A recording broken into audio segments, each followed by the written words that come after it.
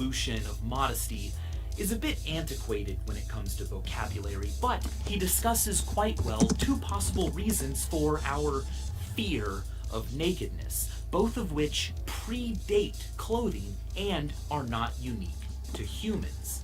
The first is the vital phenomenon of refusal.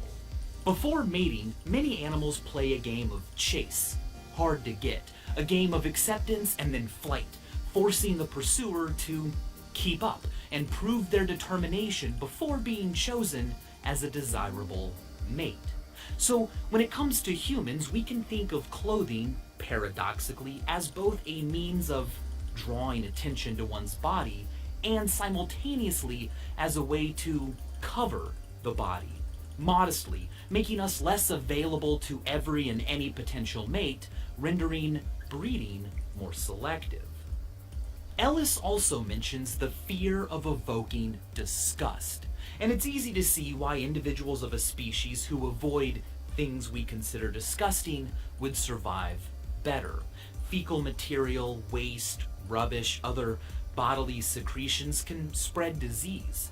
For instance, animals whose poop likely contains dangerous parasites avoid grazing around or hanging out around their waste.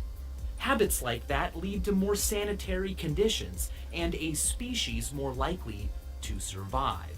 It's a satisfying piece of evidence as to why clothing, once invented, was so quickly used to cover private areas. In 2009, the BBC investigated another influential factor: raising children. In species where the young are born pretty much ready for life, it makes more sense to spend your time making babies as opposed to sitting around raising them. They don't need it.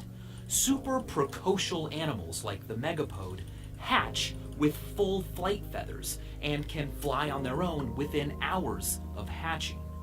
Human babies, on the other hand, are pretty darn altricial.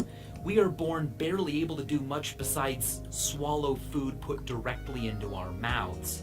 Newborns can't walk or talk or cook meals for themselves or drive themselves to work. It's ridiculous. Why are human babies born so unready for life? Why is so much development time still needed after human kids are born? Well, one explanation is that it's because we are so brilliant. Brain size is correlated with body size. Bigger bodies require bigger brains. The shrew has a smaller brain than a human, but us humans have smaller brains than whales. Of course, a bigger brain is not indicative of intelligence. For one thing, larger animals literally just have more cells they need to worry about and control. What matters more when it comes to intelligence is the proportion of brain size to body size.